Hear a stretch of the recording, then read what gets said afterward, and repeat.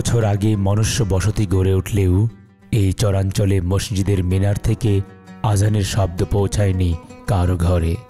বছরের পর বছর পার হলেও মসজিদের অভাবে ব্রাহ্মণবাড়িয়া জেলার বিজয়নগর থানার চর ইসলামপুর গ্রামে সাপ্তাহিক জুমার সালাতের আয়োজন হয়নি কখনো।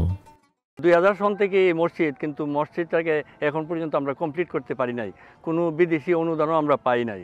তো গরিব এলাকা হিসাবে, কৃষি নির্ভর এলাকা হিসাবে অত্র এলাকায় কোনো মসজিদ না থাকায় আর আমার এলাকায় নতুন বসতি হওয়ায় এখন হাজার হাজার মানুষ এখন নামাজ পড়তে সমস্যা হচ্ছে। মহান রবের দরবারে সিজদায় লুটিয়ে পড়বে, একান্ত নিরজনে স্রষ্টাকে ডাকবে, এই স্বপ্ন নিয়ে গড়ে ওঠে গ্রামের সামাজিক ঐক্য। নিজেদের সংগৃহীত টাকায় 7% জমির উপর একটি মসজিদ নির্মাণ কার্য শুরু করলেও 3 তলা ফাউন্ডেশন সমৃদ্ধ এই মৌলভীপাড়া জামে মসজিদ প্রথম তলার ছাদ ঢালাইয়ের পরেই নির্মাণ কাজ বন্ধ হয়ে যায় অর্থের অভাবে।